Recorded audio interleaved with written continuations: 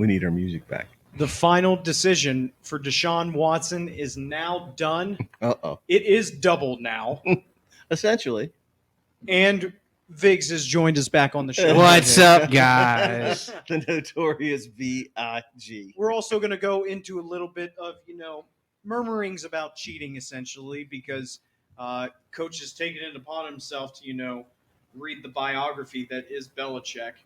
And also, we're going to taste some beers for you. But before we get to all that, Pub Talk is brought to you by Route 11 Chips. Route 11 Chips, the best chips here in the Shenandoah Valley, with great flavors such as barbecue, Chesapeake crab, and salt and pepper. 25 plus years of being in the business has led to some damn fine chips. So make sure you check out your local food markets today and grab your chip bag. Okay. So, Vigs, we have talked a lot about Deshaun Watson the past couple of weeks.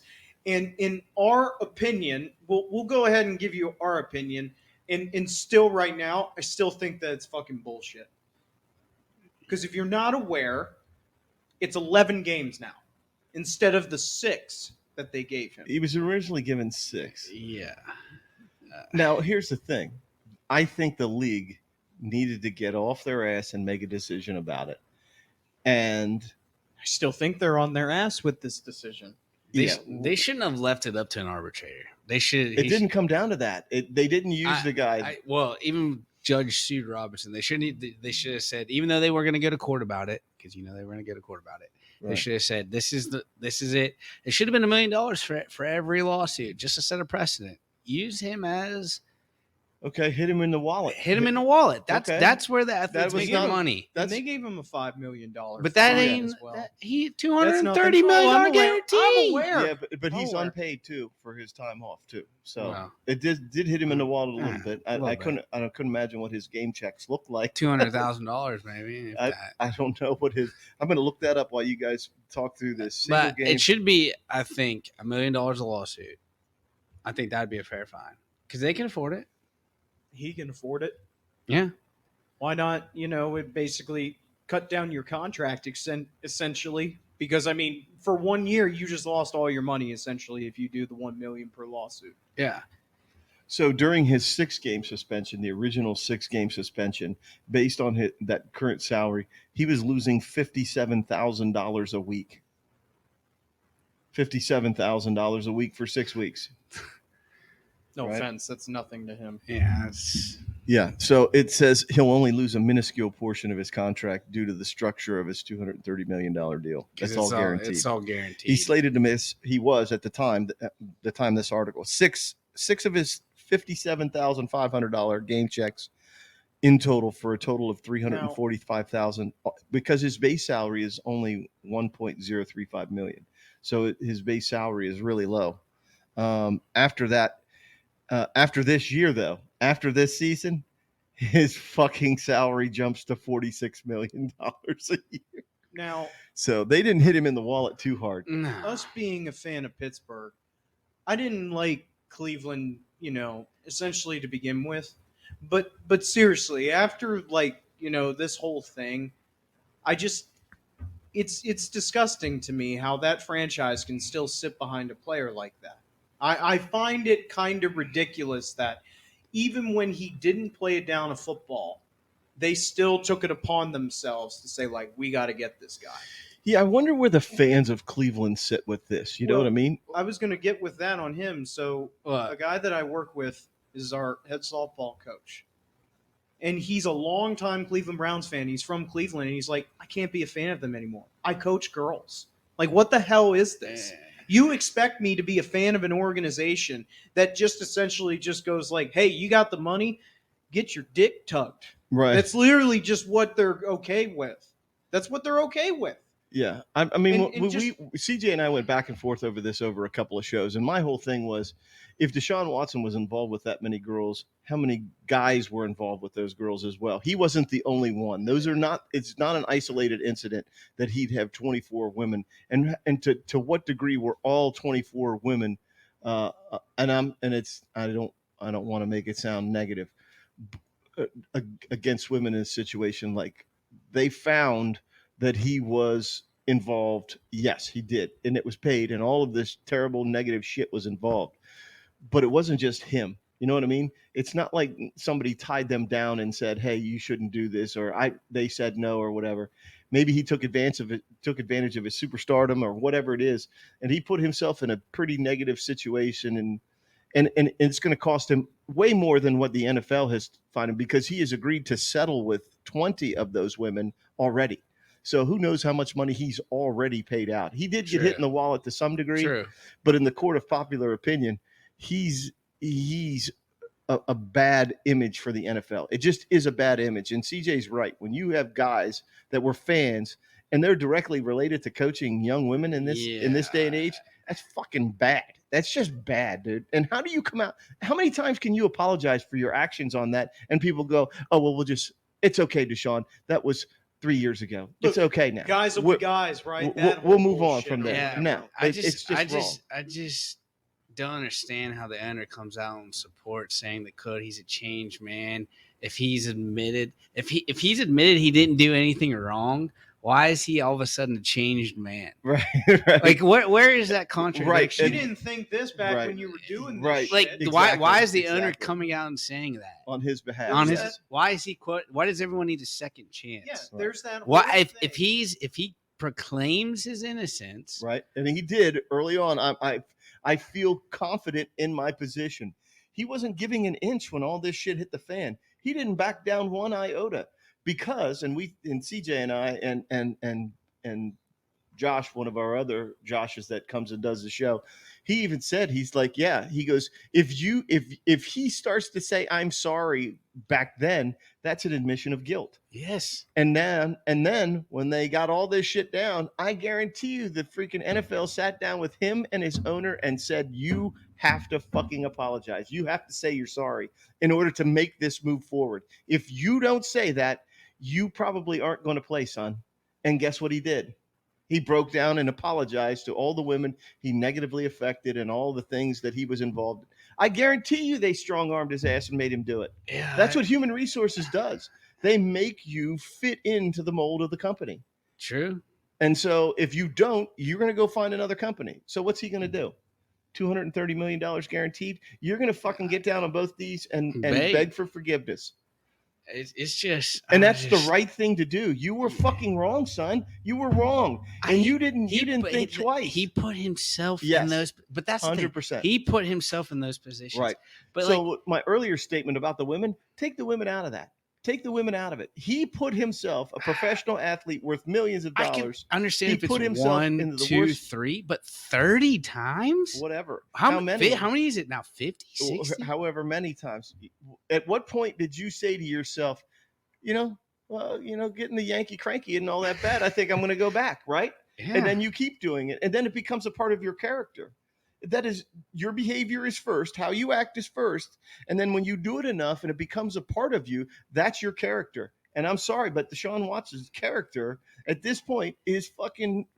I'm wondering, did this happen at Clemson under Dabo's watch? Like, how is there not an investigation into that at Clemson? The only thing that I felt on the legal side of that is that no one.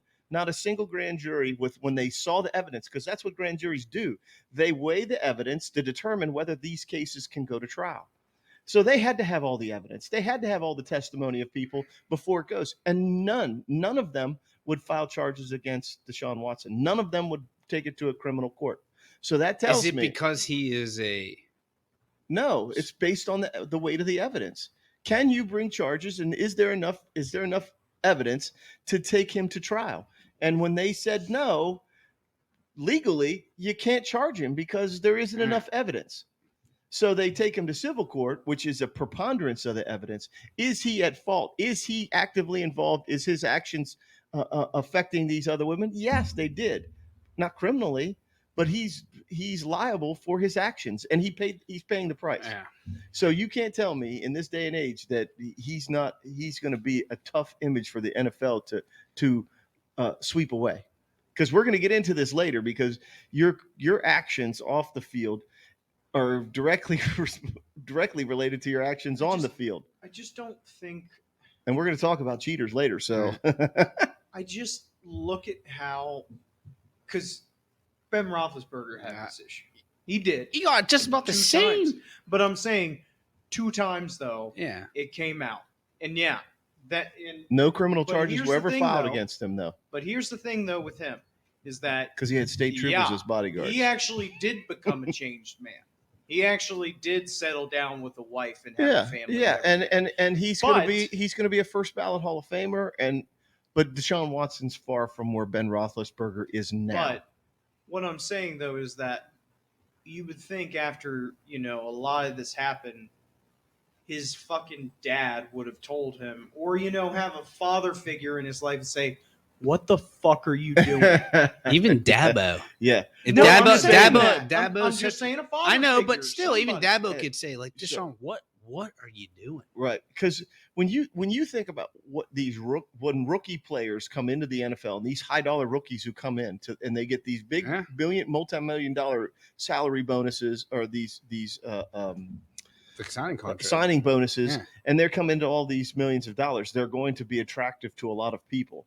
And you have to manage your funds wisely. You have to manage your money, because at a young age, in the 20 couples that you get into the NFL, you're supposed to, the average person works for 30 to 40 years before they're eligible to retire. NFL players don't last that long. You never last that long, unless you're Tom Brady and you were made in a factory somewhere, or you were born of the Virgin Mary and became, you know what I mean? And you get a pension. And then you get a pension, depending on how long you played. After 3 years. I think it's a 3 year. 3 years or something. And how much money you made, and based on that, just like anybody else in the pension system. But at the same time, you have to be able to manage your money, because after the age of 35, most of these guys, the vast majority of players who've made their money after 35 are not playing. You have 30 more years until you physically retire, and you know what I mean? Yeah. So you have to manage your money. And these NFL teams take all of these rookies and tell them, look, don't do this with your money. Don't do that with the money. Do the right thing off the field. Do the right thing this. Do the right thing there. And these guys who have dollar signs just flashing everywhere make mistakes. They just consistently make mistakes. And it astounds me that year after year, somebody thinks that because they have money in their pocket, they can do whatever the hell it is that they want to do, until they get caught. And then when they get caught, they're all looking for absolution. You know what I mean? Yeah. They're all looking to be forgiven. Well, you didn't think about that when you were getting the Yankee Cranky shop. I don't care what it was. I don't care that you were in a massage parlor. I don't care what it was. Yeah. You're all looking for absolution. You want to be forgiven. I'm a changed man. I'm going to go to freaking classes. I'm going to do this. I'm going to do that. Bullshit. You fucking knew ahead of time how many people have freaking lost their career, lost that money because of bad choices. Look at Ray Rice. Look at Ray Rice. I think about it. What was his suspension? 2 games? Yeah. He got suspended for 2 games, and then he was cut by the freaking Ravens, and everybody said, we don't want this abuser on our team. Look at he Montez lost it. Perfect. That man just was a Bengal, and then went from team to team to team every single year, because it was like, dude, you keep fucking punching our teammates. You have a reputation, and just literally have a temper. It's even like Kareem Hunt hasn't been the same either. Now I'm saying, like, when you do something that ultimately alters your picture in life, guess what? It does stick with you. It does. Yeah, I think Kareem Hunt is 1 season away from erasing his past, because last year could have been better, but he was dinged up last year. He had the calf injury or lower leg injury that cut him half his season, and then he's just trying to make it, and then freaking you got freaking Nick Chubb, who's in your backfield, who's a freaking dynamo as well. Yeah, who's a dynamo as well. And I think he's another season removed from just getting that monkey off his back, because you have to watch the way that kid plays. He's a great NFL. He could be a great NFL back. You just got to get away from all that garbage, start fresh. And I think he wanted that from Cleveland. He was trying to get more money in his contract and stuff. And I think that's the one thing that sets him apart. I think it's different Cleveland for him. just signs you're suspended, dude. We got a contract. I think Kareem Hunt was a completely different situation in my mind. When I see that video and I see the actions of the people that were involved, they threw him to the wolves. Yeah. I just think he couldn't defend his own honor, and to say that he abused somebody and kicked them. When you watch that videotape, okay, whatever.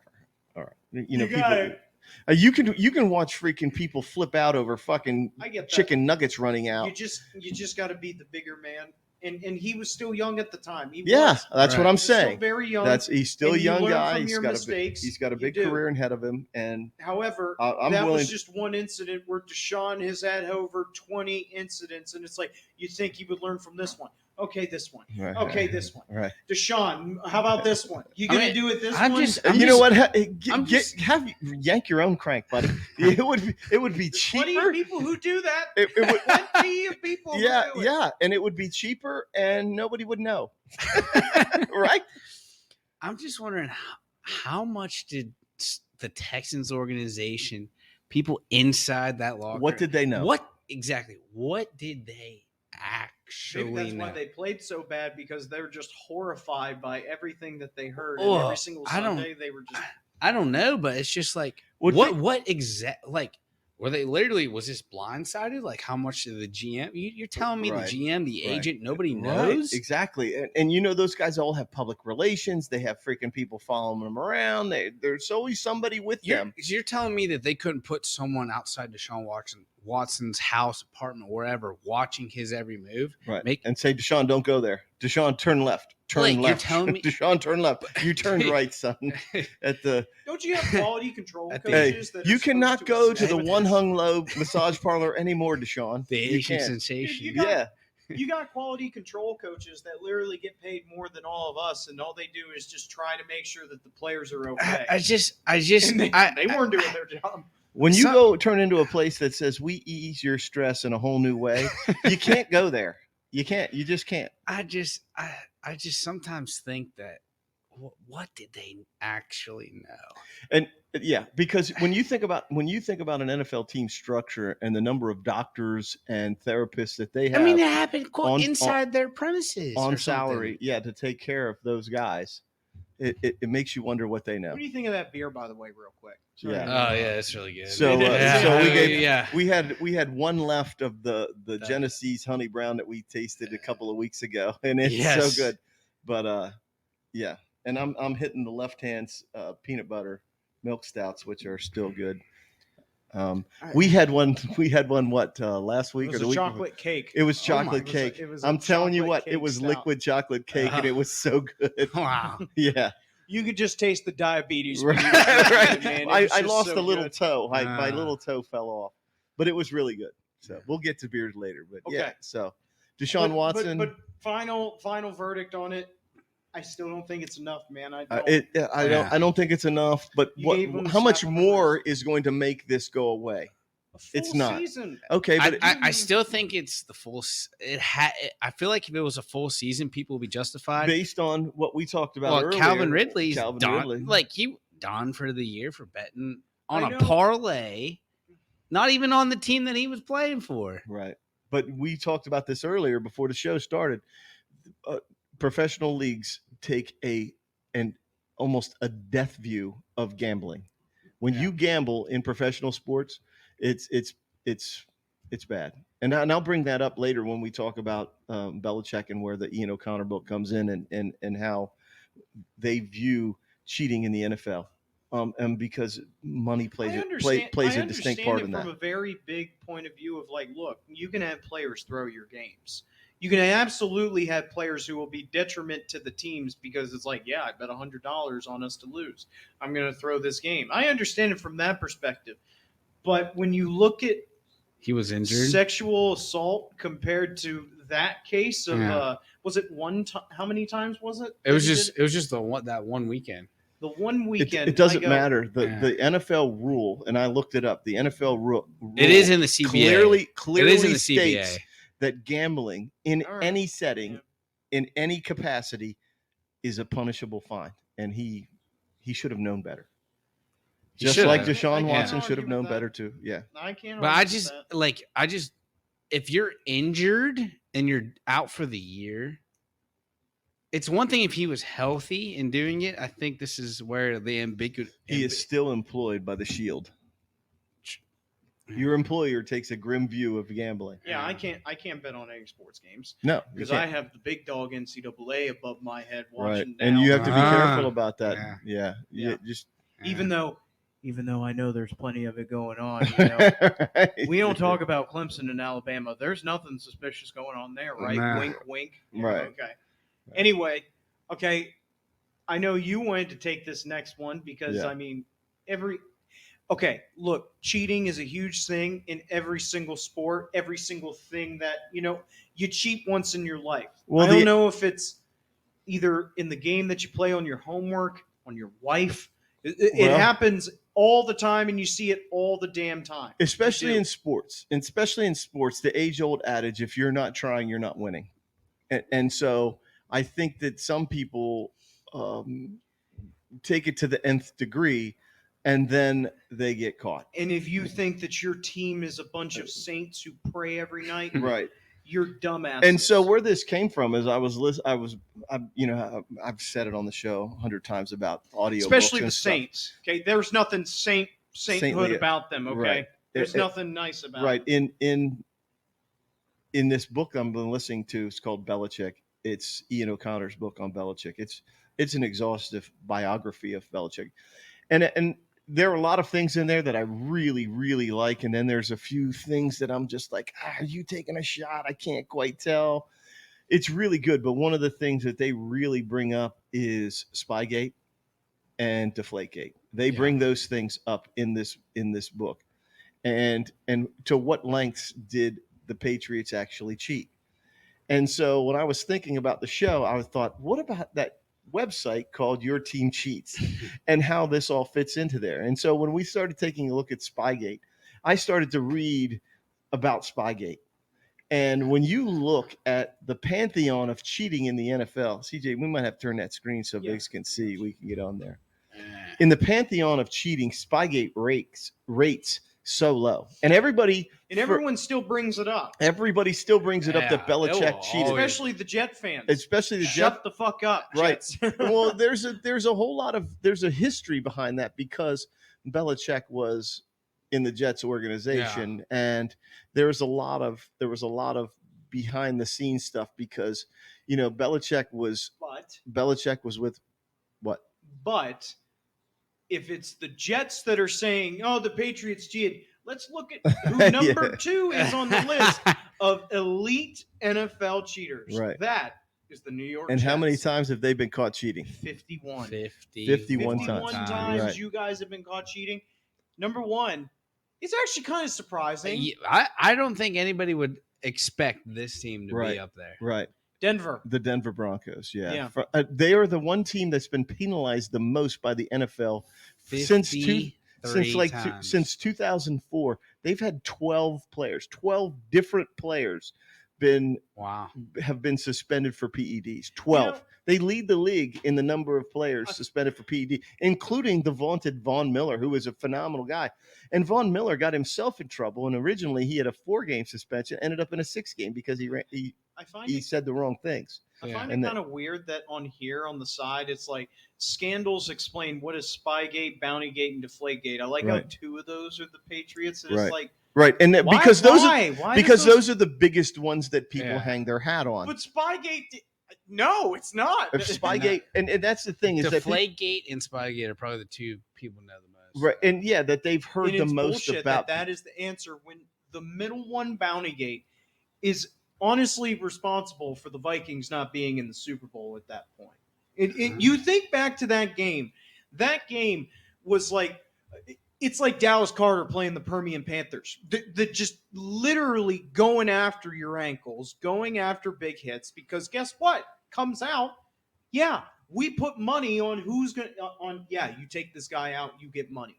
Yeah. That's kind of ridiculous where it goes, where you have one that's about Deflategate, where it's allegedly deflating footballs in a cold game in January in the outside weather in New England. Yeah, that's bigger than literally getting paid to take somebody out. Yeah. To take their head off. Man. Right. And when the Minnesota Vikings, if we're going to start with Bountygate, when the Minnesota Vikings suspected this, the head coach at the time was Brad Childress, and they used the film.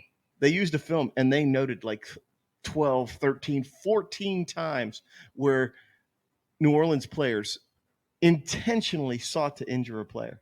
And then when they freaking brought it to the league officials, it blew up. It just blew up about what they were doing. Let's also not forget that Saints team also had Darren Sharper on their team, who's literally like been in prison. Okay, let's also not forget. I'm not even joking. Hold on, I'm gonna pull it up. And what's really bad, and a lot of these incidents come at a time where it comes. There you go. This man literally was on. Here, let's. Former NFL safety. Yeah, William Marion. Huh? And then won a Super Bowl with the Saints from Hermitage. Right down this man literally went to prison. Like was fired and also fired from the NFL Network. Aggravated rape. Jesus. Hey. Like, my goodness. And there's a lot of arrests there. Yeah. I'm just saying, there's a lot of arrests. Remember, taking a little air out of the balls allegedly is worse than like a team that's led by this guy is essentially the ringleader on the defense. I'm just saying, like it makes no sense. And if you go back at that time for Bountygate, when they began to investigate, they looked at the week prior to that NFC Championship game with Minnesota, and they saw when Kurt Warner had gone down with an injury. And Kurt Warner had said, "Hey, wait a minute, there's a lot of shit going on." And then an anonymous tip came in that said that there was a bounty program with New Orleans, and New Orleans was intentionally trying to injure players. And Sean Payton's going to be suspended for an entire season. Mm-hmm. And it's crazy. I honestly, look, I'm not one to believe in conspiracy, but like, I don't think that it was Sean Payton at all. Like, it was Greg Williams. They said it was Greg Williams. The NFL concluded that Greg Williams had developed the program. I think the head coach has to take the fall. Oh no, 100%. I do agree on that it's his team, and it's like, tell your defensive coordinator, what the fuck are you doing? So essentially, what they did was the players, along with Coach Greg Williams, created a pool of money. Yeah. And they basically said, if you got an injured player, you get to cash in on the pool and stuff like that. And apparently, as many as 25 to 27 Saints players had been involved in this pool. Yeah. And look at this. And then it said that the league eventually uncovered the fact that Sean Payton was aware of it and tried to cover it up. And that was the basis for his 1-year suspension, that he was aware of the bounty. So, yeah. There's they even, look at that. It says, it says you're on to think if the weather could have. What's that? What, the Deflategate? Yeah. Oh, they came out and proved that to be a witch hunt. That's all been, and when you look at the dates of the things like that, several years later, they determined that it might have been a witch hunt. You're wrong if you think that Tom Brady was deviously covering up his cheating history by destroying his personal cell phone. No, they've proven that wrong Look at that. As well. So my other friend that I talked to still thinks that this is the truth. It's like, come on, man, you had a cell phone. Like, come on now, you destroyed that. Like, that's intentionally a little sus, did it. Man. No. And so in the book, they talk about the fact that it rested on the shoulders of an equipment manager who was intentionally doing it. But because one of the things that when I was reading about it is they tested the players. They tested the players from both teams. So an NFL football has to be inflated to a certain percentage within 1 pound PSI of this, like 13.5 to 14.5 or something. Only one. It says only one game ball was 2 PSI below the minimum, and the others were close to or just ticks. But here's the thing: when they tested them. When they fully tested them, they did it with the players. They used like a blind study and used underinflated balls, and they asked the players to determine whether the ball had been deflated or not. And none of the quarterbacks, either from the Colts or from the Patriots, could determine whether a ball was underinflated to the degree that those had been tested to. They were 1.5, 2 pounds below, and nobody could determine whether they were. And then I remember on ESPN ran the segment on Deflategate right before, in that middle week before the Super Bowl, that they ran this thing, and this guy comes out. Remember they used to have ESPN Sports Science, and they would tell you about the physics of the game.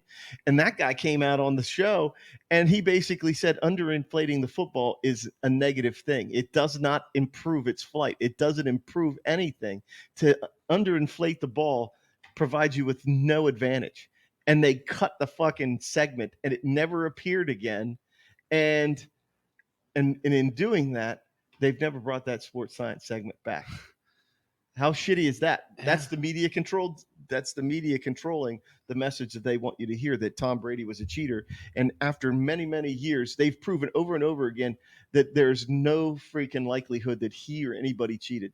And the worst part is in the book is they say that Belichick threw Brady under the bus for it. That Belichick came out in his press conference, said, "Look, I don't know anything about the footballs. I don't measure them. I don't do anything.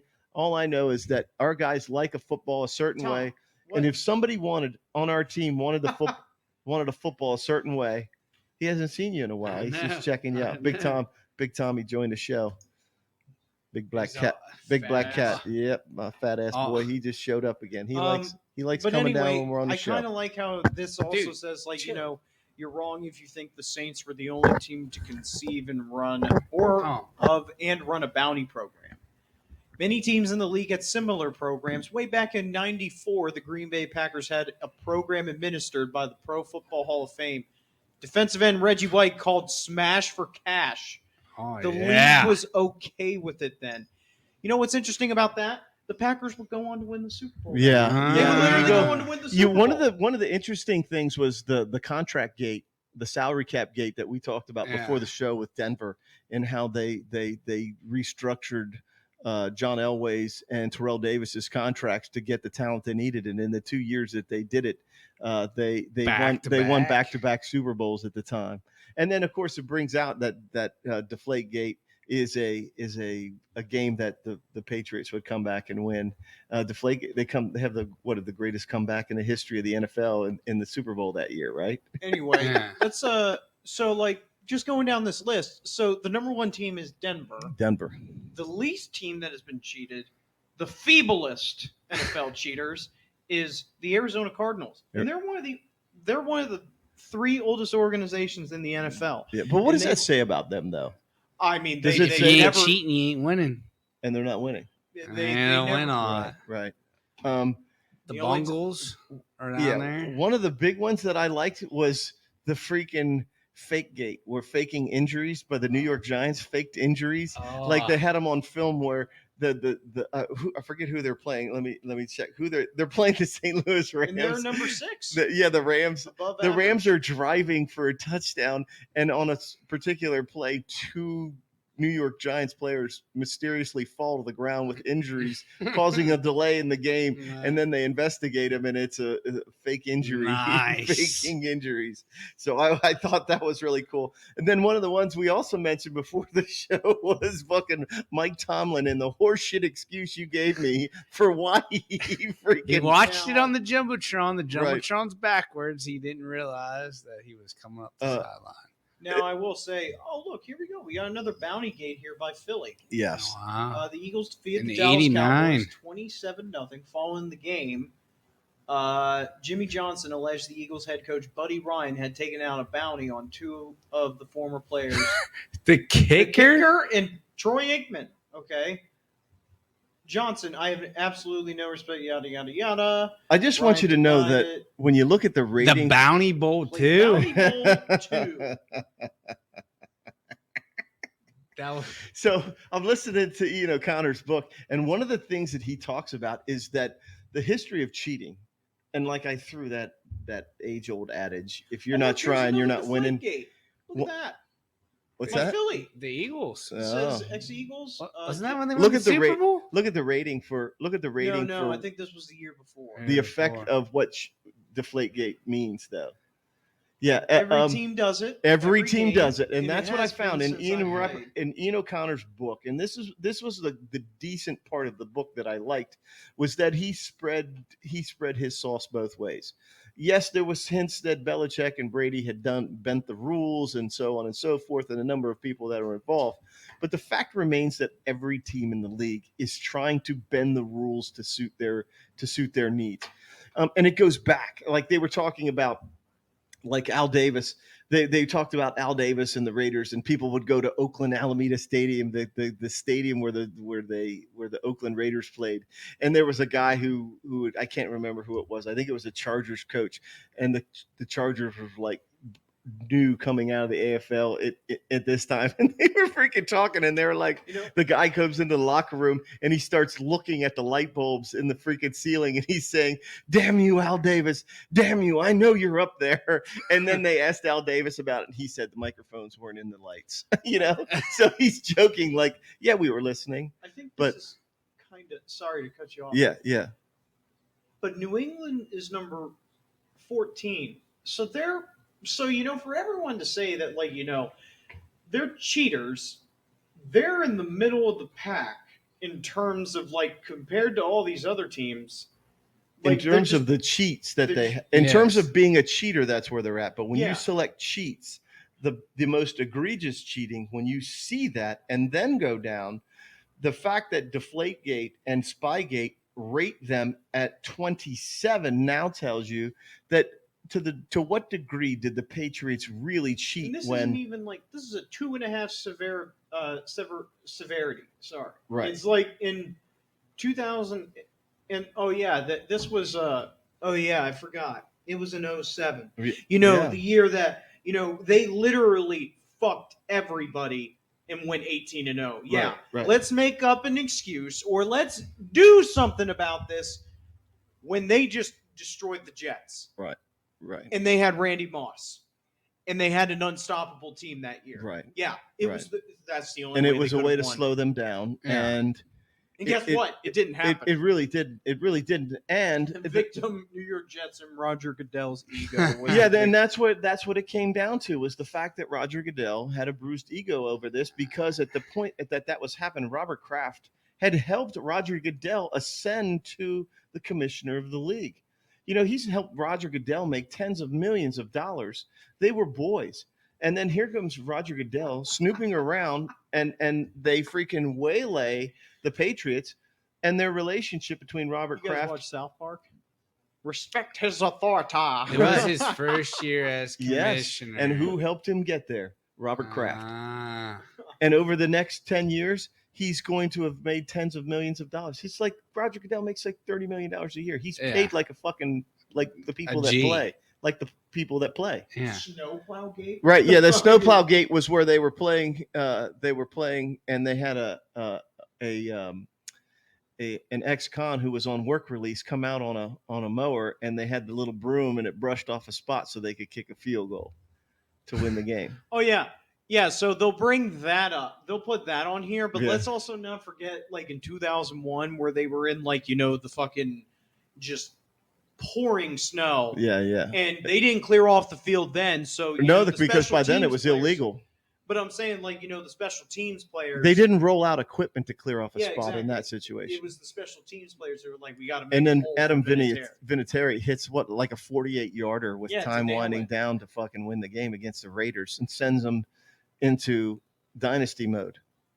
So I started going. I told CJ when we were talking about what do we want to talk about on the show, I was like, they were offered the use of the snowplow. Right. The Dolphins were. They didn't do it. They didn't take it. So adamantly refused to stoop to such tactics and choose to play on the. Uwe von Schaumann was the Dolphins kicker. Yeah. Yeah, so the height at which the media places on and puts Spygate and Deflategate up there, there's a lot more egregious stuff that goes on in the NFL. And here's the thing: there isn't a team in the league that isn't going into an opposing coach's. Like, so you go into, let's say you're a visiting coach and you're going into Heinz Field. You're not going to tell me Aksher. How the hell you say it? What? Aksher Stadium. Oh, who knows? I don't even know. I still call it Heinz. Yeah, it'll be Heinz. So you go into Heinz Field and you're a visiting coach, and you leave your play sheet behind in the coach's booth. You just fucking got away. Maybe you got a last second field goal. You flip your shit. You're like, yeah, let's get out of here, and you leave your call sheet behind. Do you think the Pittsburgh Steelers organization is going, hey, Bill? We found a call sheet from your team here. Do you want us to send it to you? Fuck no, they're not saying anything. In fact, when your team leaves the visiting locker room, we're going to fucking go through your locker room and see if you left anything behind. We are. We're going to go and check everywhere. If your locker room facility isn't locked down beforehand by your coaches, when even in high school, when you go to a visiting team's locker room, they give you the key to the locker room because they don't want anybody going in there. Yeah. So if you leave it unlocked or you don't do what you're supposed to do, and somebody walks through and goes, "Hey, here's a play sheet." Well, I think coach would like this, and they're going to fucking pick it up. So, it's the you remember watching what is it? The movie with fucking gunnery sergeant Tom Hartman. It's Full Metal Jacket, and freaking they find that there's an unlocked footlocker, and he opens it up and he finds in there's a jelly donut. Fucking Private Pile has an unlocked footlocker and has a jelly donut in it. And he does, yes, he flips out over the fact that there's a jelly donut in there, but he loses his shit because he says it's an unlocked footlocker. Do you know that there would not be any thieves in the world if you'd locked your shit? Yeah. If there's one thing I can't stand in this world is an unlocked footlocker. Because of you, we wouldn't have any thieves in this world. So if you're going to leave it behind, you're going to leave it out, or you're going to leave the door open for somebody to cheat against you, you can expect somebody to fucking try and cheat against you. So why is this so hard for people to swallow? And so when CJ and I were talking about topics that went into there, I love the fucking Trippy Gate from the Jets. I love freaking. I don't know why we're not playing, because you Steelers fuckers. I don't know why we're not watching Mike Tomlin on the big screen over here. Watch Mike Tomlin freaking trip a Ravens player. Because that was a huge thing, and it cost him how much money? 6 figures, didn't it? Yeah, 6-figure fine. Yeah, he got a 6-figure fine for watching himself on the jumbotron, getting in the way, and then he's like, "Oh no, they're right here. Let me get out of the way. Let me dance out of the way." Yeah, so when I approached CJ, I said we need to go down the rabbit hole of cheating in the NFL, because there's a whole ton of shit. There's a whole ton of stuff. There will be more. Yeah, the ones that I don't get in detail are the things like the salary caps, because there's so much money involved in the maneuvering of money to get a lot players. Of it's projections, right? It's so complicated. Those are the ones that probably have to have the most. Okay. It's like one of the ones that I really enjoyed was Hearing Aid, Kate, where a team had used where's it at? Let me find it. Hearing aid, Indianapolis Colts. Of course, the Colts had hearing aids, and basically what they did was there was a coach that figured out a way to use hearing aids inside the helmet of their offensive lineman so that it could tell their offensive lineman how to block a particular situation. Yeah, and that's illegal, right? You're not allowed to do that. And now they have very specific modes or methods for who can communicate on the field and how long. And like 15 seconds before a play is called, that microphones go dead. The NFL monitors all that stuff. But at some point, somebody thought, hey, we'll just put hearing aids in their helmets and we'll try and help them out. And who was at fault? The fucking Indianapolis Colts, the same people who said the Patriots cheated, we should be in the Super Bowl, because they underinflated the football. They deflated it. And it was only 14-0 at the one time. And then what about the 28 points that the fucking Patriots scored in the second half with perfectly inflated balls? What about the fact that you couldn't play defense well enough to get your ass kicked by them? Just give me a sec on that. One of the other ones that was debunked was another Belichick situation in which the weekend before they played the Rams in the Super Bowl, before the greatest show on turf, the media had leaked that there was somebody filming their walkthrough, filming the Rams walkthrough, and it had circulated the league, and of course the league, officials in the media dumped all over Belichick, saying one more thing, he's a cheater this, he's a cheater that, and then it was debunked. It was proven that there was nobody there, that none of that in fact happened. So once again, I want to put this at 45-7. What was the score at the half? It was 17-7. 17-7 is manageable. 17-7. It's a 10-point differential at the half with under. Blunt. Let's look at this. Blunt ran. I always stand by this is the bullshit excuse that he ran the ball 30 times. So deflated football. Andrew Luck just played almost bad. 150 yards rushing. No, I say that you can't fucking tackle. Or you got bad defense. No, but it's deflated football. Oh yeah, You turn the ball over 3 times. You can't stop the run. Your quarterback throws 2 picks. but that's due to deflated balls. Hold on. How many fumbles? And they lost a fumble.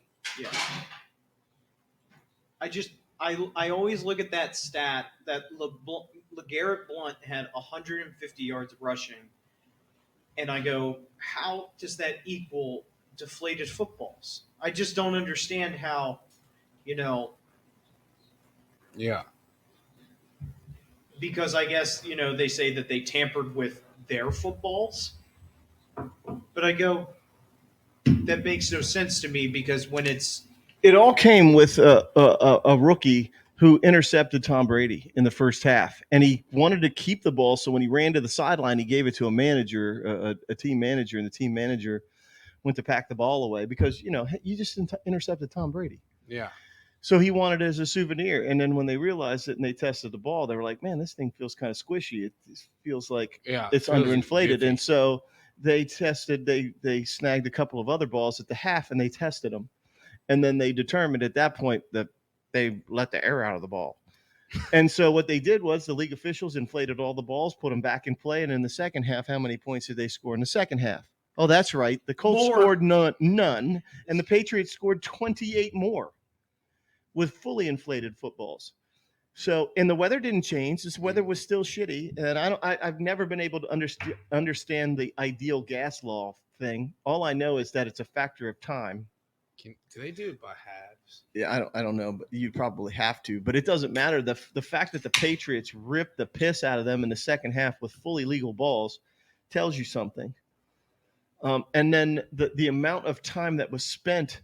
I mean, they raked Tom Brady over the coals. A 9-play drive, an 8-play drive, an 11-play drive. That's all in the second half. Yeah. And those are with perfectly inflated footballs at that time because the league was monitoring them. So, the whole deflate. They also had the ball for 38 minutes. Yes. Yep. I think overall they for in a 60-minute game, I think the Patriots controlled the ball for almost 40 minutes total, including all possessions of the football was 40 minutes. So that leaves you almost no time to do anything. So Andrew Luck just played bad too. Yeah. How about speaking of Andrew Luck? How about the fucking suck for luck? Another freaking scandal with the Indianapolis Colts, where they tanked the 2011 season. They tanked the 2011 season. When you look at the chart that they created, going back to 2002, they averaged no less than 10 wins. 10 wins a season, no less than 10 wins a season. For the next 13 years, except for 2011. Well, what happens in 2010? Oh, that's right. Their freaking wonder boy, freaking Peyton Manning, has a significant neck injury that's going to require surgery that could very well end his career. So they need to have a quarterback. So what happens in 2011? They go 2-14, and they end up getting fucking Luck, Andrew Luck. Now, Luck was a good quarterback, and for whatever reasons he decided to step away. That's not for us to discuss now. But the fact is, they sucked to get him. They intentionally tanked games. Brian Flores said last year that his management, his ownership wanted him to fucking tank games. Pay big bucks. Pay money to tank games. So are you telling me that shit didn't happen? Oh, it happens all the time. I think it happens on a regular basis. I think the Jets do it every single fucking year. Well, how about Cincinnati? Joking. How about Cincinnati doing it for multiple? And they got Joe Burrow. Well, how many first-round picks did they have over the years? Cleveland has done it multiple times. Going back to Johnny Manziel until you think back, you think about who they had. Going back to Bernie Kosar, hometown fucking boy. Holy shit. And then Vinny Testaverde comes in there, and the whole idea between Belichick and fucking Bernie Kosar, like, they were like oil and water, right? And freaking Bernie was a huge Cleveland favorite. Like, this is freaking the greatest thing. And then fucking Belichick wanted nothing to do. The people, that's one of the things about the book. The great thing about the book says it explains a lot of shit about Belichick's career. And now they're painting this picture of this guy. And the last chapter that I just read, I'm almost done with the book. The last chapter that I've explained says that Belichick, for all of the warts that you see from the media, the players that he's had over the last 20 years, the people that have been around him and know him, and going back even 40 years, going back to when he was a young guy coming up in the league, all of those players, going back to Lawrence Taylor, they fucking have nothing but respect for that guy. Nothing but respect. And Harry Carson, fucking Hall of Fame Harry Carson, all those guys that were, they laughed at him. They're freaking the shit that Lawrence Taylor did to freaking Belichick when he was a player. Basically saying, Belichick, you've never played in this league. You've never fucking made a tackle. You've never done anything. Don't tell me what to fucking do and how to play this game. And yet he put them in the best possible position to win. They win 2 Super Bowl rings. Yeah. And he was there. And there's no doubt about his genius of the game. But I just think he gets a really bad rap over things like Deflategate and Spygate and shit like that. Contract stuff. They always say he plays differently when it comes to injured reserve and injuries on his team. Like they always talked about, Tom Brady was always on. He was always on the play or play not play list because of various physical ailments that he might have been suffering from, and the league was like, "Why are you keep listing him?" But he still starts. And then you look at injury gate and the number of people that are playing people that shouldn't be playing. And how do you, like, for example, when the NFL comes and they're checking your roster for the number of players you have, and you see 5 players enter the training room to get training and only 3 of them come out, and then they're counting players and stuff like that. Well, wait a minute. You're only supposed to have a 53-man roster, but there's 58 people here. You're practicing with more people than what you should have and stuff like that. And then 8 more people go to the training room and only 5 come out. So 5-player differential. If you had 58 players, now there's only 53 in practice and stuff. And so that's why the league today requires that those players all have numbers so that they can be counted and accounted for. So it was really interesting the way things have developed in terms of the rules. But the best coaches in the league, and I feel certain, and I would put Tomlin up there. I would put a guy, obviously Belichick, and you could put any top tier coach, Andy Reid. Who else could you think of that sits in that top tier? Carroll from Seattle, and some of these guys. You can't tell me that those guys don't know the rules of the league inside and out. And we were talking about the Calvin Ridley suspension and shit like that and gambling and stuff. And one of the things I distinctly remember about the book is that Belichick understood the rule book inside and out. And so, like, at one point they were going to do an NCAA March Madness thing with the team. They were going to do it, and he fucking crushed it. He's like, there's no fucking way you guys are going to have a March Madness or NBA or anything. You're not betting on anything, no pools, no nothing. And he fucking put the kibosh on it because there's no gambling.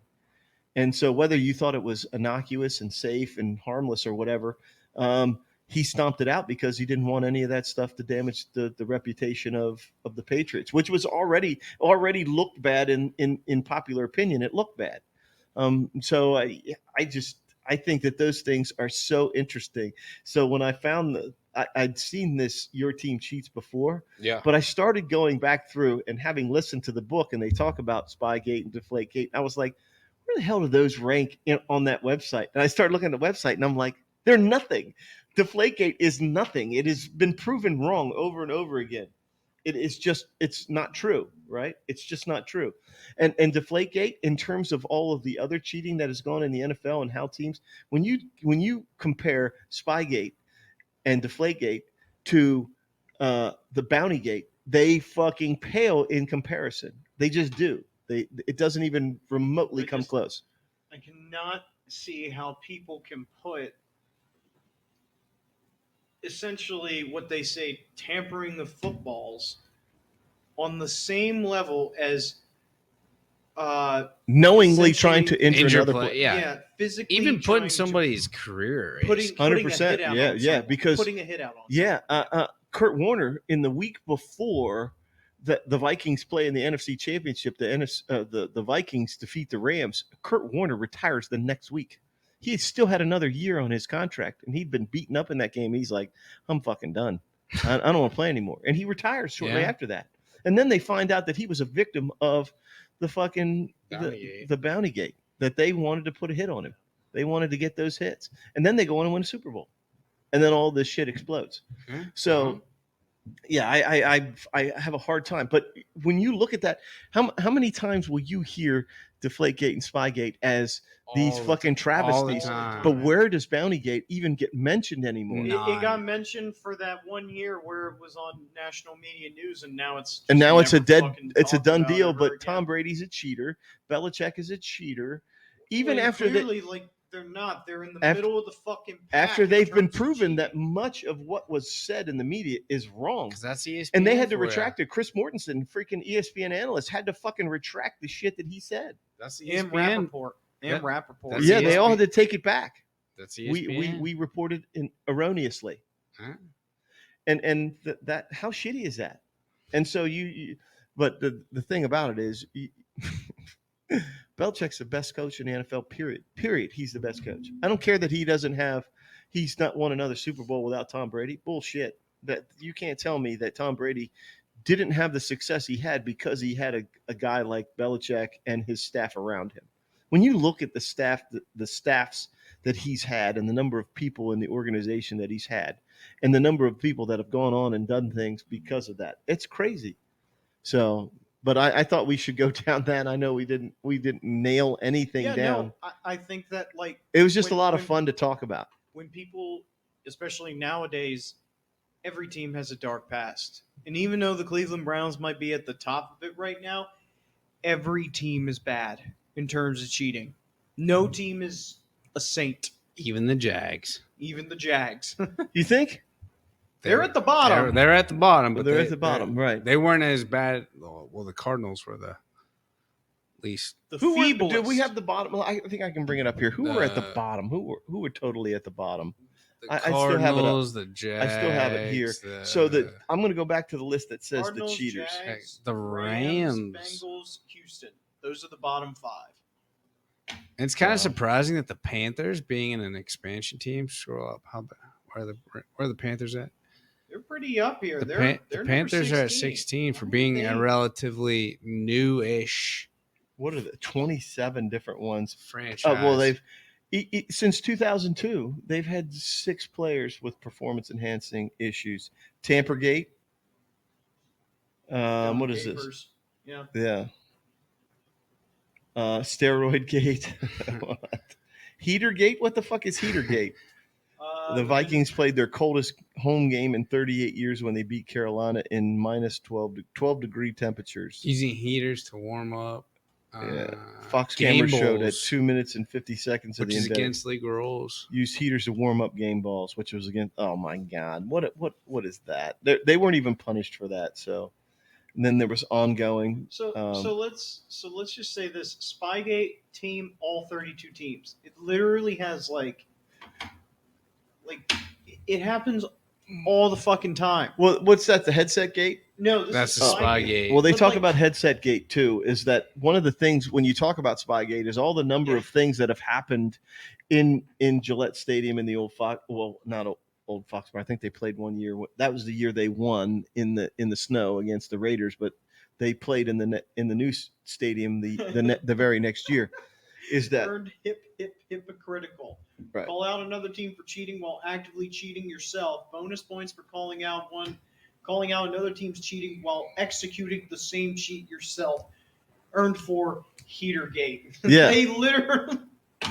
Well, the headset gate is another one where in Gillette Stadium everybody talks about, and then one of the one of the things that they said is that the opposing team's headsets go out. And that it's mysteriously, it always happens when you go to freaking Gillette. Be prepared for anything and everything. Well, even the lowly freaking Carolina Panthers have had headset gate where they freaking had been called upon. And we spoke about this before the show. And were never punished. And they had Spygate themselves. Yeah. Carolina Panthers had Spygate. We spoke about this before the show is that the teams don't do anything with the headsets. the NFL is in charge of making sure that the headsets are running properly. They literally have people who set up their press boxes, who set up everything on the sideline for the teams so they don't have to do anything. I love this. Literally at the end of the game, you can see the coach hand their stuff to the NFL. Right. They literally just hand their stuff to the NFL. And yet people seem to think, well, the Patriots must have some sort of radio jammer there. I tell you what. No, it's the NFL that does all that. No team has access to that. Right. Like, what is this bullshit that you guys just I love come this up with? one. Everyone was doing it. Successfully cheat in a way that many other teams have, and you get bonus points for not getting caught. You cheat just like everybody else because Carolina fucking got caught for cheating in Spygate themselves, but were never punished for it. Never punished. Hypocritical. I love that. So that's cool. There's a whole bunch of them. You want to get the beers though? Yeah, Coach? yeah. I'll go grab some. But anyway, like you just see that, and I go, no team is, a choir boy who prays next to the bed. No.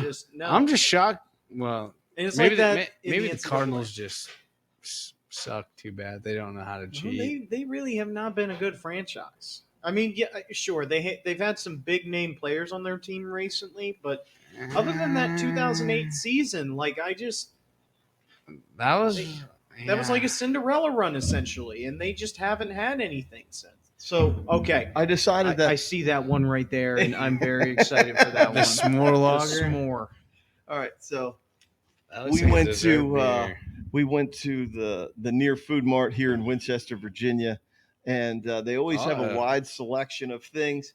And so I just wandered in. I wandered in yesterday. We went to the movies. We went to go see Bullet Train. Pretty good flick.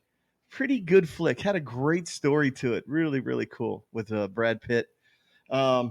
I was pleasantly surprised with the way the movie, the way they just kept guessing what in the hell's going on. So I went into the Near Food Mart in Winchester, and the guy there, Raj, always has a phenomenal rotating selection of every craft beer you could possibly imagine. Obviously, he's got your big name domestics and all that stuff, but he has a massive selection and everything that's sitting out warm, he has cold as well. Yeah, so and he'll find it for you. You just say, Raj, I'm looking for this, and he'll look, or he'll get it for you. So I got to get him to find some of that, because I think we should just have a show where we're just drinking old favorites during the show and pick an old favorite and drink it during the show. But all right, so this is a Marzen German style lager. This is from Great Lakes Brewing Company.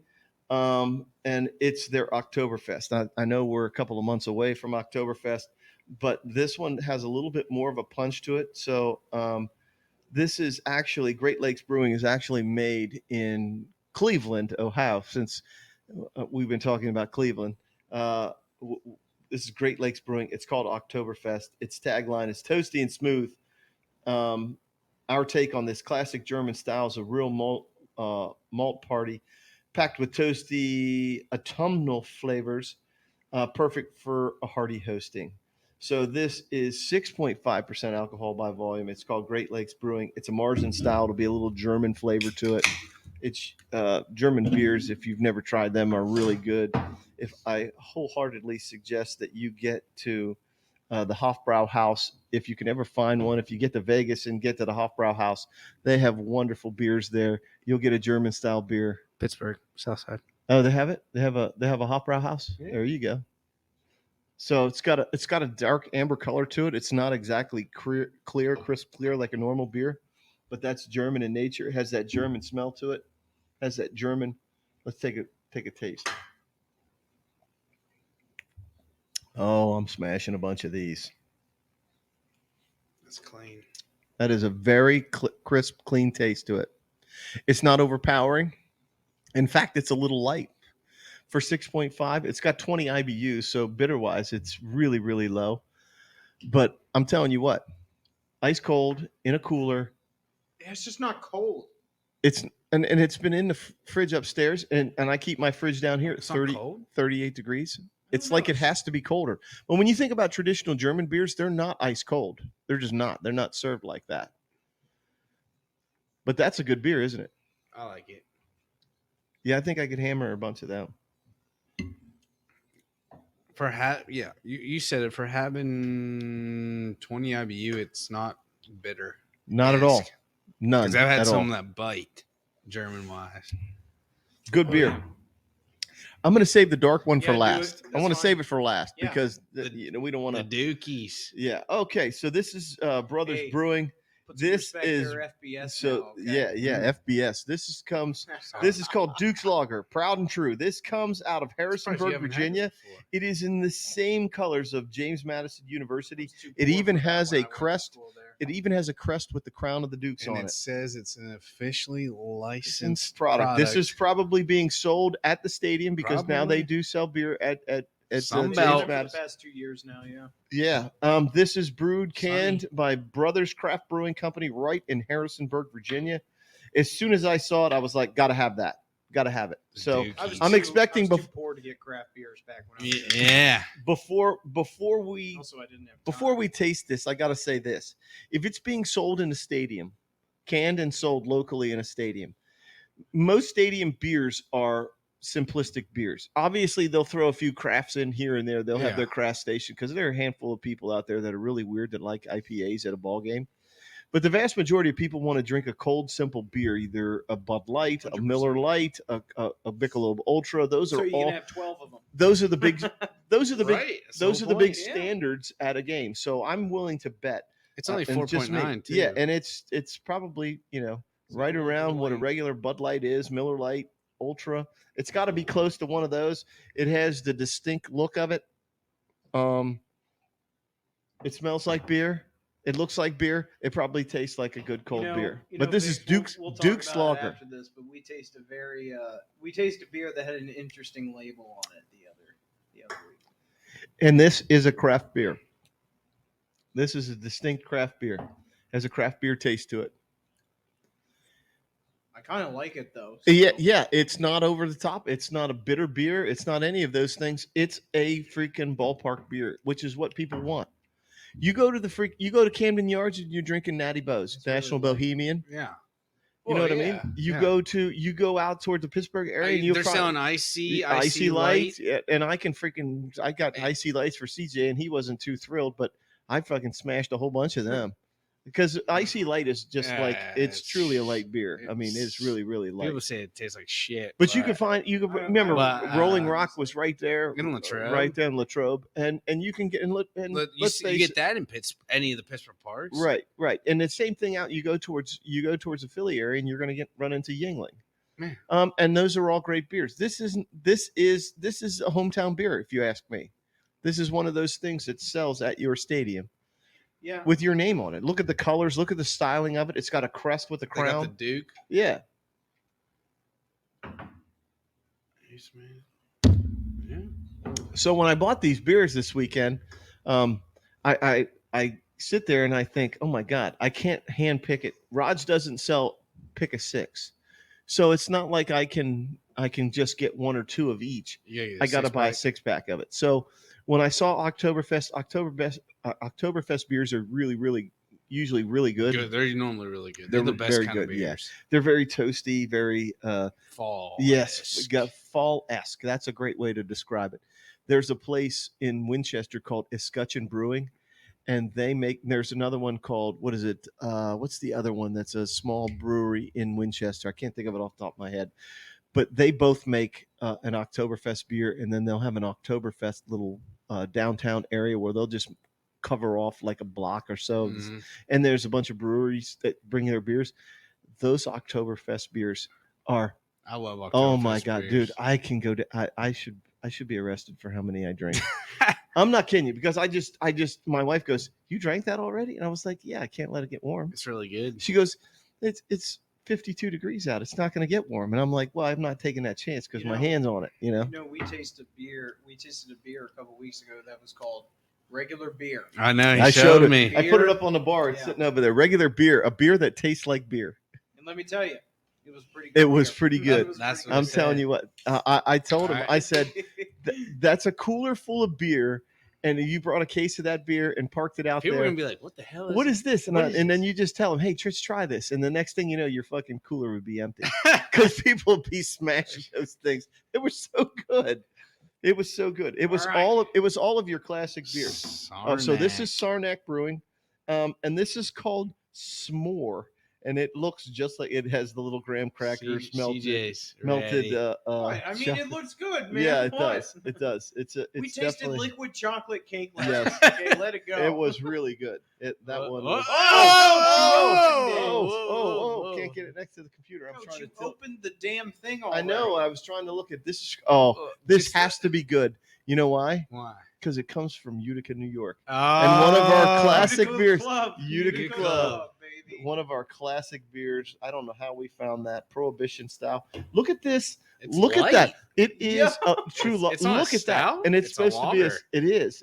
It is very much a lager, but it's a crisp, clear, dark amber color. It smells wonderful. It smells like a s'more. It smells. It smells like a s'more. I hope it's good. CJ. It better not taste like piss. It smells like a pissed off. s'more. Oh my goodness. Oh my God, Dude, CJ, It's like CJ, drinking a cinnamon stick, dude. I'm not even. CJ, just try it. It does have a little bit more of a cinnamony taste, No, it doesn't. but I It's- think that's supposed That's to be from the the. graham cracker. Yes, I think you're right. It's the I think you're right. I think it is. There's just a smell hint. it. There's Yeah, just I a. did, man. It smells There's a like- hint it of. Smells like fantastic. it smells like a campfire. It Can really you is imagine having a s'more. s'more in one hand, drinking and It has a drinking a hit- And the s'more in the other? aftertaste is just wonderful because You you have- get the taste of s'mores in your mouth. Yeah, you have a hint of that slight vanilla I'm taste smelling. in a I'm smelling the marshmallow. marshmallow. Yes. When I put my nose in Yeah. there, Oh my god. I'm tasting the marshmallow too. I think the vanilla. That's not bad. That's like a dessert beer. Yeah. Well, we tried a dessert beer a couple of weeks ago, and yeah. and it- Ariel Stout. Yeah. it was a Was not tart good. cherry. It was Tart not good, cherry. and I couldn't finish cherry. it. Yeah. Like I have my glass up to here. I took like one sip. I couldn't finish it. And we didn't want I to. just- We didn't want to wreck it, I but know. you know, it's one of those things where when you have a 12% Man, alcohol, that smells good. I can't get over that. you spend time smelling your beer rather than You drinking should it. have smelt the liquid chocolate cake. I'm telling Yeah, you. I wish we don't have any more of those. We only grabbed one of them. Yeah, but that was so good. That beer Wow. was so good. It's a lager. I was Yes. expecting this to be dark. Yeah. It's not anything but dark. It Hmm. has an amber color to it, a darker amber color, but that's not bad. So I always worry about having to buy beers, and you can't, since you can't get singles, you got to buy them by the 6-pack. That's But a I'm glad dessert beer. I'm glad I got a couple of 6-pack. CJ will I got be 3 hammering 6-packs of that. beer, and I don't think you can go wrong with any of those beers. So let me get over here and let me get a picture of them. Bring them over here. Get a picture of those beers. But yeah.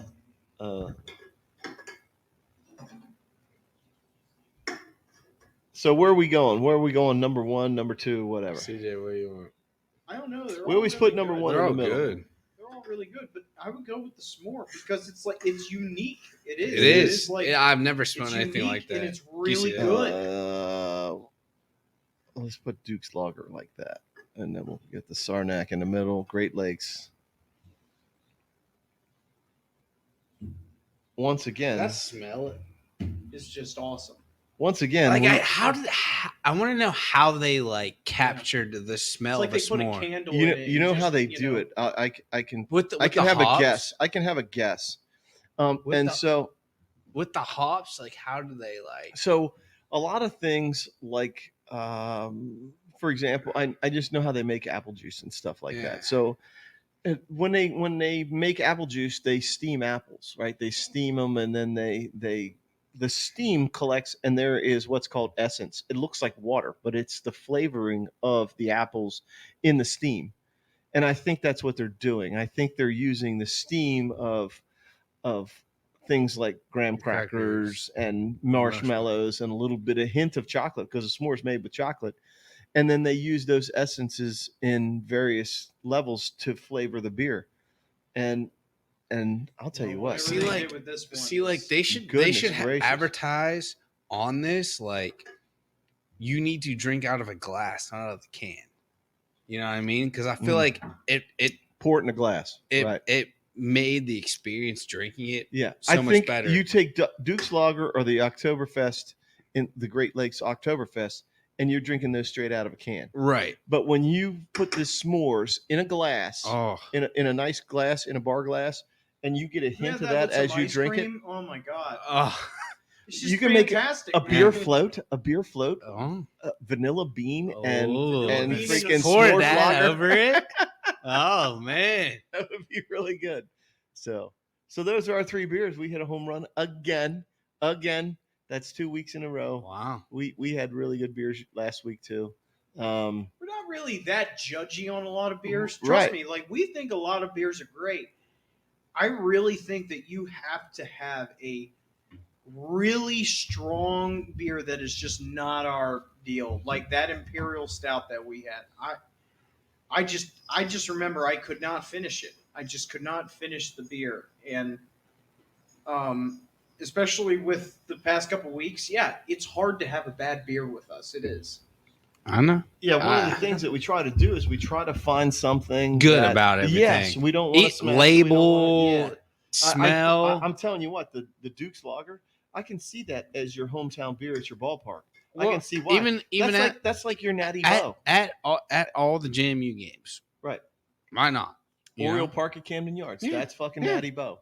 You go to that's Heinz Field's freaking Icy Light. You know, those are the hometown favorites. I can't see why you wouldn't want to drink those. And if you had them, sometimes when you look at beers and you drink beers, you can only handle so much of it in a plastic cup or in a bar glass or whatever like that. I think the thing that makes these so good is that you're only drinking them in a 12-ounce can or out of a 12-ounce glass. I don't know that you would enjoy a s'mores lager over and over if it was in a 16-ounce glass, or you were buying the big tumblers like you would of a Bud Light or a Mick Ultra. So, all right. But the Oktoberfest, you could drink that in a big fucking glass, because that's the way it was made to be. Big Stein, a liter. Das Boot. Das Boot. 2 things. Du hast. We're 2 weeks away from college football starting. Yes. 2 Saturdays away. Not next Saturday, but the following Saturday, college football is back. The Dukies full 1A schedule. They're saying fuck it. And they're going to play Louisville this year. And Marshall. And Old Dominion. They're going to play Norfolk State. Yep. Norfolk State. Well, that's like their one. That's their FCS one. game. That's their one FCS. Okay. But they're playing like Georgia State, Southern. Georgia Southern, all those Sunbelt, Coastal. Yep. Can we look that up? Can we look at their schedule? Let's pull that up there. They actually have they play at App State. Do you know how hard it is to play in Boone? Boone, North Carolina. Like they have, right. They are the only transitioning team. Just turn the big screen a little bit. You know what we need? We need to fucking get a bigger screen so we can. Middle Tennessee. They're playing Norfolk State, right. App State. Texas They're at State. App State. Yeah, that's a hard place to win. Arkansas State. I know it's Arkansas. Georgia Southern. Homecoming weekend is versus Marshall. Then they go to Louisville, at Old Dominion, Georgia State, and finish. That's a tough schedule. Listen, the Sun Belt is actually a tough division. So in their first 5 games, they have like 4 home games out of their first 5. 3. I can't. It's hard to tell. It's 3. The first 2 we need are to get a bigger monitor so we can. They finish at home the last 2 weeks. The run of the road trip is in the middle of the year, so. But college football, like I said, back 2 weeks. And House of the Dragon starts tonight. Yeah, House of the Dragon. The prequel to the Game of Thrones. So that takes we were talking about it yesterday. It takes 175 years before. I was wondering how long it was. Yeah. So. Did you ever watch it, Vigs? Game of Thrones? Oh yeah. Okay. Oh, yeah. So I went back and I watched. I watched a bunch of the episodes, a mishmash of episodes, trying to pick out things because I wanted to go back to some of the earlier stuff that's closer to this time period, Baratheon and the Targaryen. And it's like I didn't realize how much the first episode sets up so much for the whole series. Like some of the little details, in episode 1, yes, sets up the entire series. What was your opinion of Game of Thrones, though. I mean, just Well, obviously it was slow for yeah. a little bit, and then it's because it's that was like, well. Here's holy the thing. piss. Here's the thing that gets What me is if, that if you so here's what I always tell people: they need to watch the Red Wedding episode. If they can get to that and they're like, wow, they watch the rest. If not, stop. you're gonna lose it. Yeah. Right. Well, the difference between the House of Dragon and what Game of Thrones was Game of Thrones was more of a here and now. It was a seasonal thing that you could see the parts. So one season was taking place in real time. You know what I mean? Mm-hmm. But the House of Dragon is not that way. One season will be one decade of years. Oh, the really? next season is supposed to be the next decade of years. So it's supposed to progress in larger chunks of time. And that's my understanding of what's going on with it. There was a series, a book, Patrick, his girlfriend, her father recommended that I check out a series of books within the same kind of thing, this fantasy kind of world and stuff like that. It's called the Mistborn series. And I listened to the Mistborn series, and I found myself in the Game of Thrones, the same kind of mentality, the same kinds of things. There's this struggle that everybody's facing, and yet there are these key characters, and something happens to the key characters as you go along. So each book is something unique. It's a pretty cool series, the Mistborn series. I'm saving the last book for probably after football season so I can focus on it. I'll be picking up little short books from here on out. After this Belichick book, I'm going to go back to the old tried and true books that I listen to, crime stuff. But that's where I'm at with them. But yeah, I've really enjoyed this Belichick book. If you haven't seen it, I might have a copy of it here. Really good book. Okay, so there you go. Vigs, thanks for coming on again. It's always a pleasure. Yeah, man. But yeah, like I said, 2 weeks until college football starts, and then the following week, NFL is back as well. It's back. It's about to be September here in 2 weeks. Back. Yeah. Best time of the year until the first weekend of February, and then it's terrible. The rest of the week. And then we got to wait to the draft. And our draft special. I love this special. All right, guys. Thank you, guys. Peace See ya. out. Love you guys.